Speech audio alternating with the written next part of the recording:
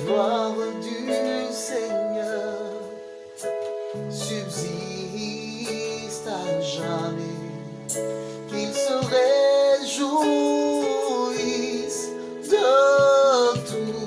toutes ses œuvres, que la gloire du Seigneur subsiste à jamais, qu'il se réjouisse de toutes ses œuvres. Je chanterai au Seigneur tant que j'existerai, je célébrerai son nom tant que je vivrai.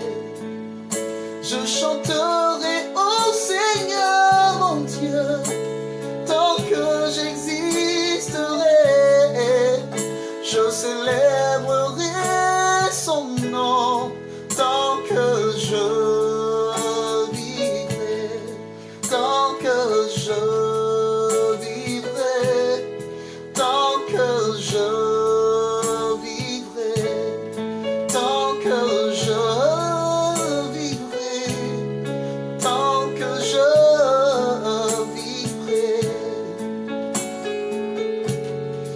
Oh, merci Seigneur pour ce moment. Tant que je vivrai, que la gloire te revienne, tant que je vivrai. Que le Seigneur Jésus-Christ de Nazareth vous bénisse en ce dimanche 1er novembre. Que la grâce de Dieu vous accompagne, que la paix de l'Éternel soit avec vous, avec vos proches, que notre chère Côte d'Ivoire demeure en paix au nom puissant de Jésus. Amen. C'est une joie encore pour moi de vous retrouver en cette troisième et dernière vidéo sur le thème du cheminement jusqu'au mariage. Les choses à faire et à ne pas faire. Ce qu'il ne faut pas faire, c'est ne pas croire en soi.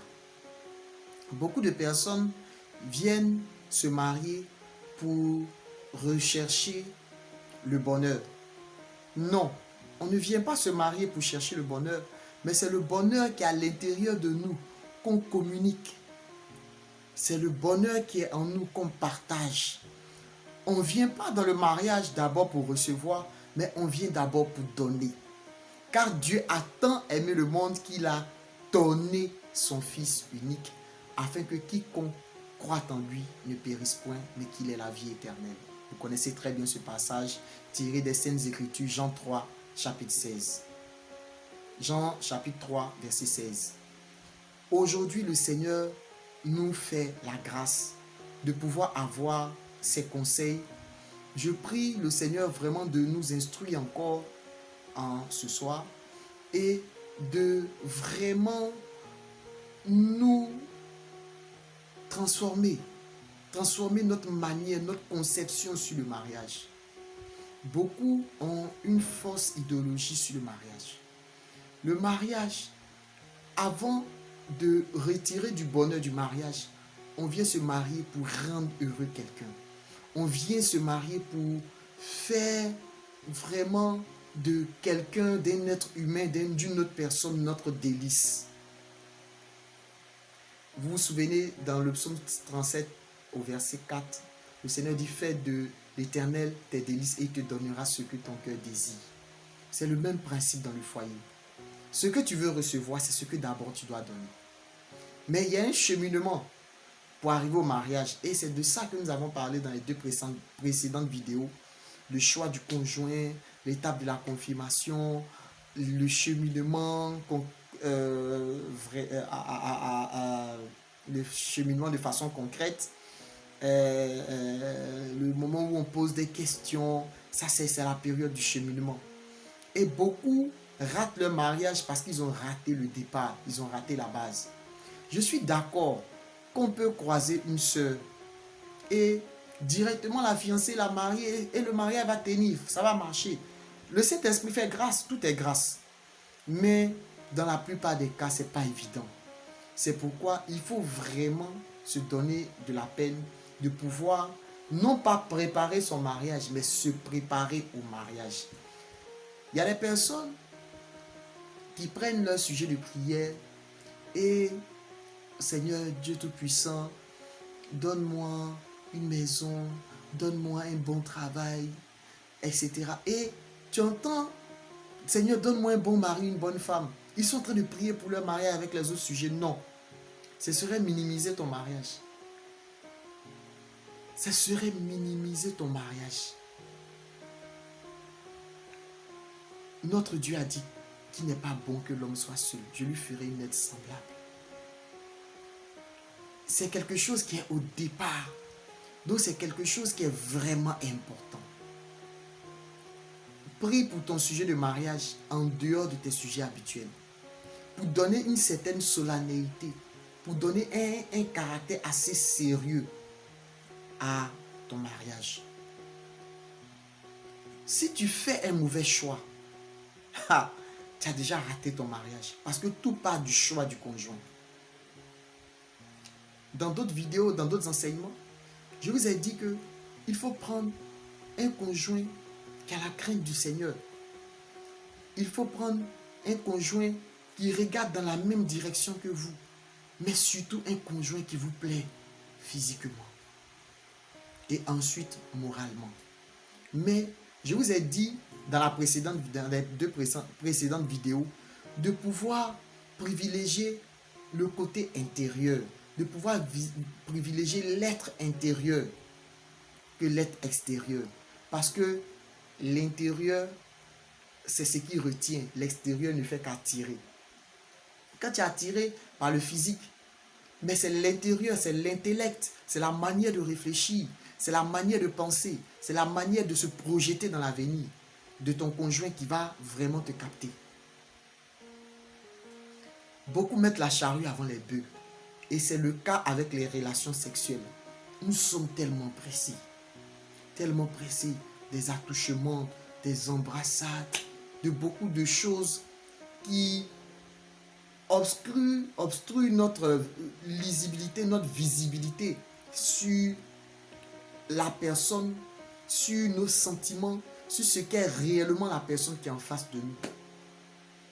Quelle est cette relation qui commence avec des rapports sexuels? Quelle est cette relation? Avant même de manger une banane, d'abord on l'épluche. Il y a un cheminement. Qui a déjà vu quelqu'un manger la banane avec la peau comme ça? Il faut même d'abord se laver les mains.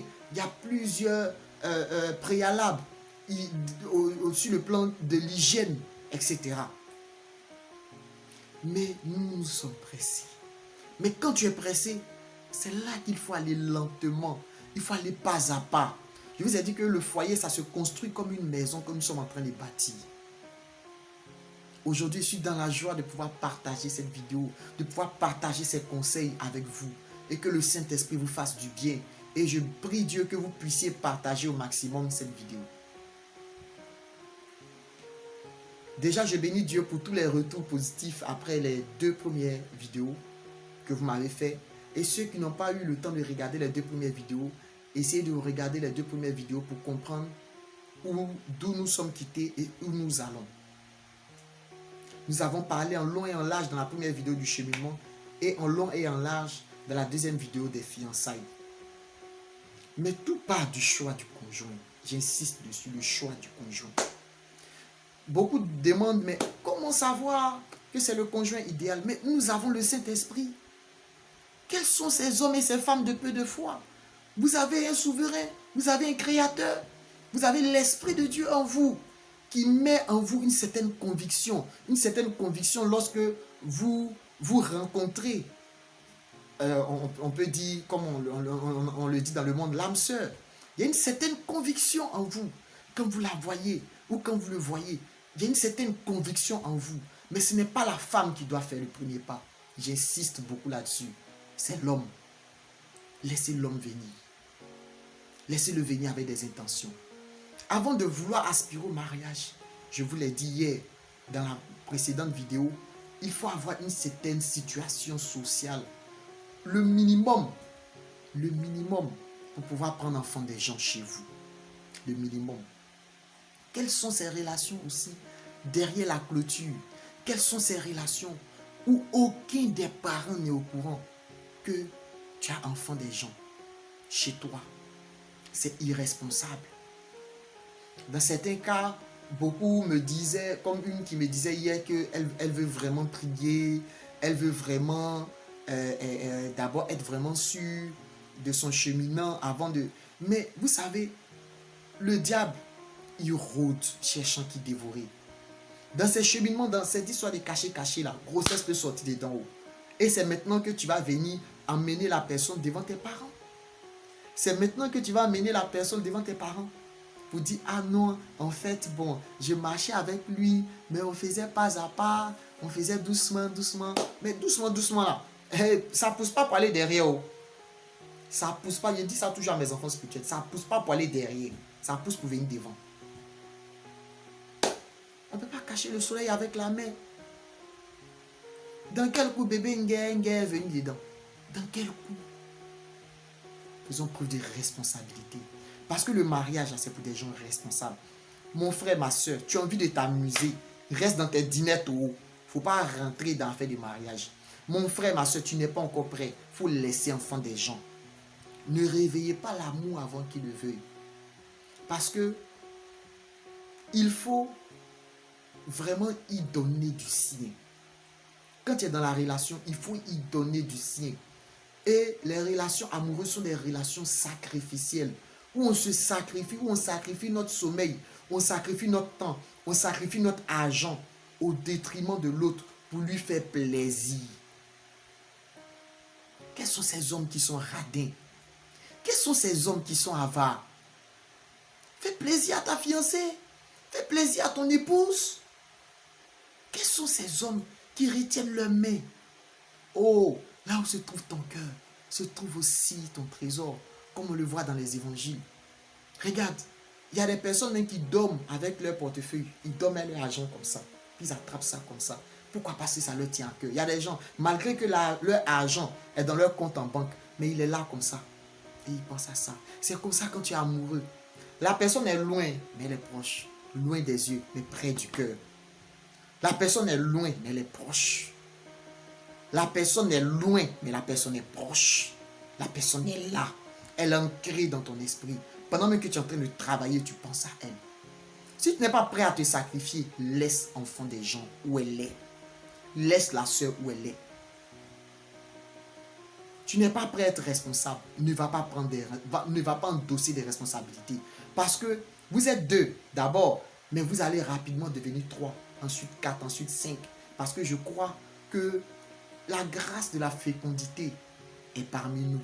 Et tous ces couples qui me suivent en ce moment, où il n'y a pas de fécondité, à l'instant même recevez la fécondité. Parce que le Seigneur a dit, soyez féconds, multipliez la terre, assujettissez-la. Nous avons passé le stade des fiançailles. Et nous frappons la porte au mariage. On dit, c'est qui? Nous sommes les prétendants au mariage. Nous venons d'arriver. On dit, bonne arrivée, tu t'assois. Lorsque vous vous mariez, conflit de caractère, conflit de personnalité, conflit de beaucoup de choses. Mais ça commence déjà dans les fiançailles. C'est pourquoi il faut bien se préparer au cheminement et aux fiançailles.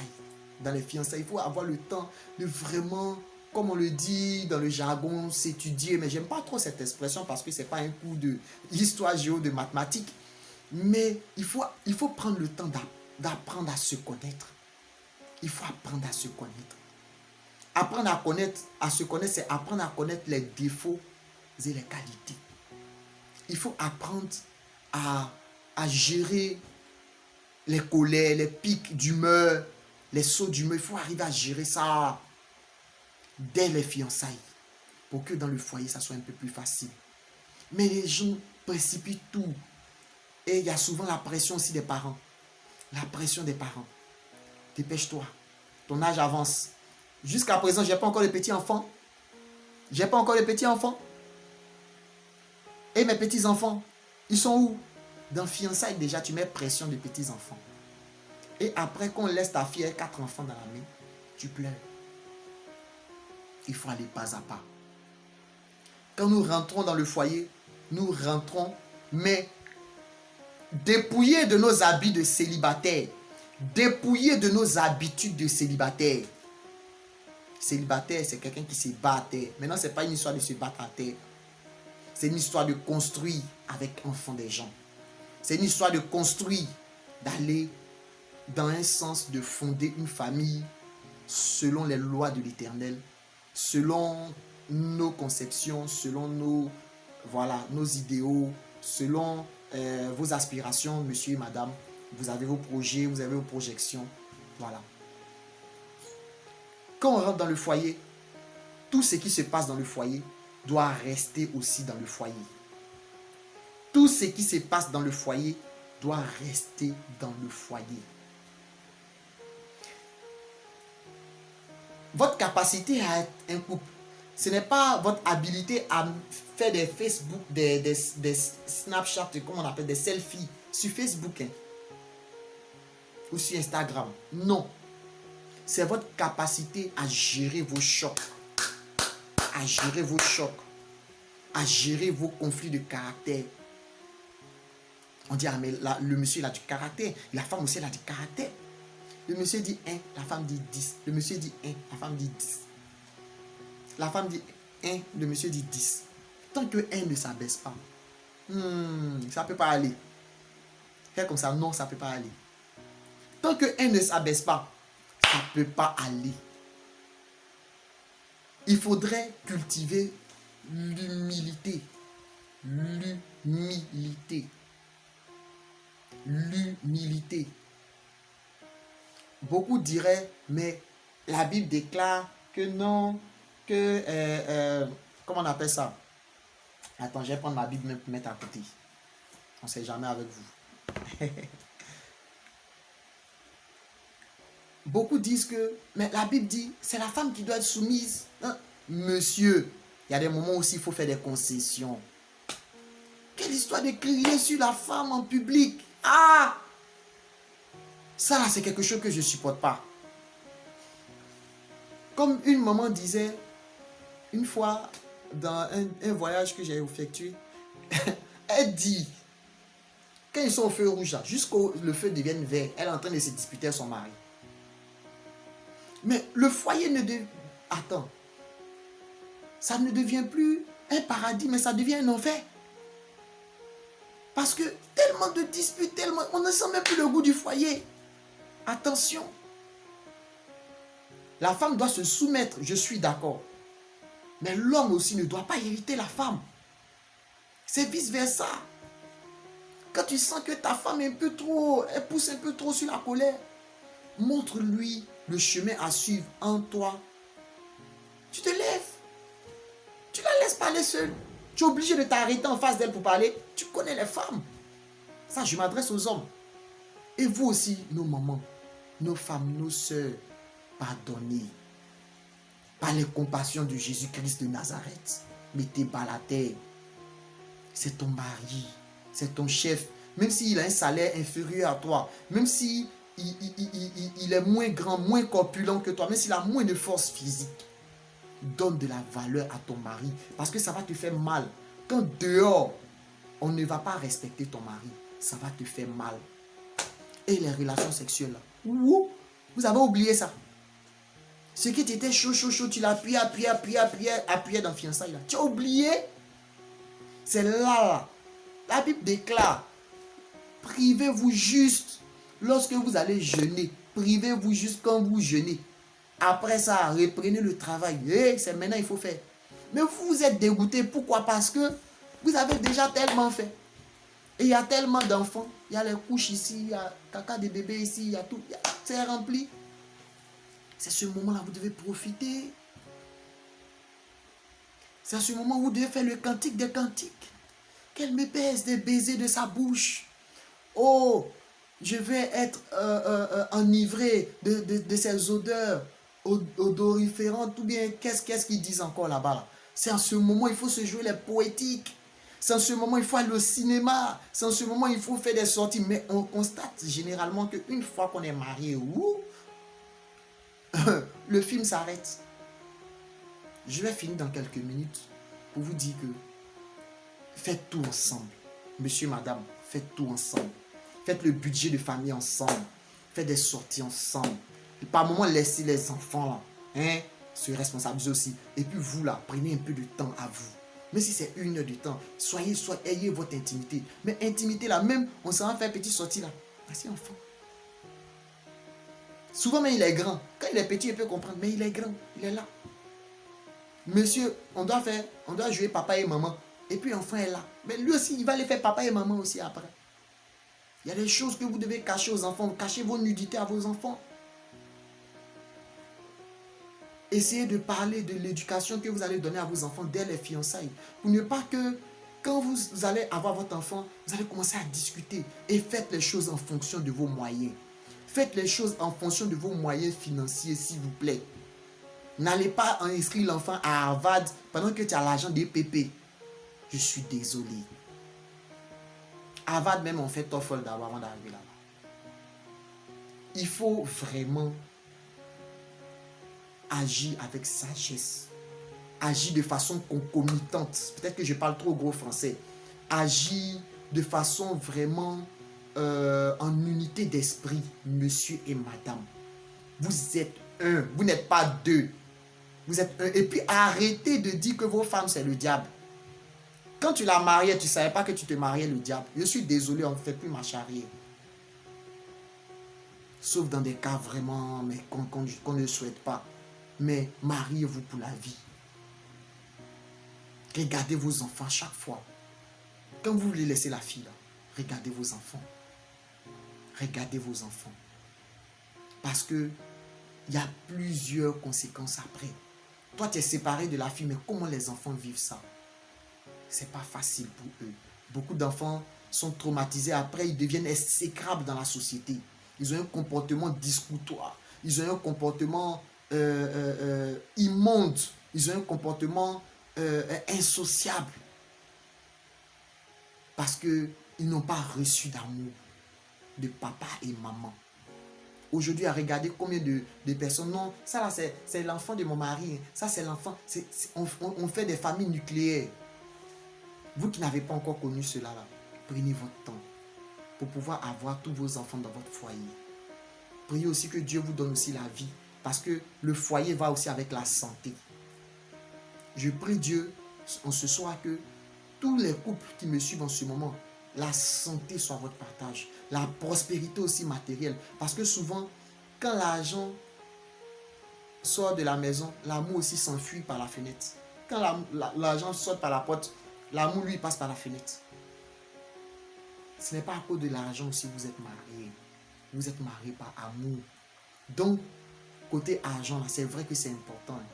Mais soyez comme je lisais dernièrement une femme dont son mari avait les dettes et elle a fait des publicités et les publicités ont produit de l'argent pour pouvoir rembourser les dettes de son mari. Et encore, il y a du reste encore pour qu'ils puissent vivre heureux le restant de leur jour.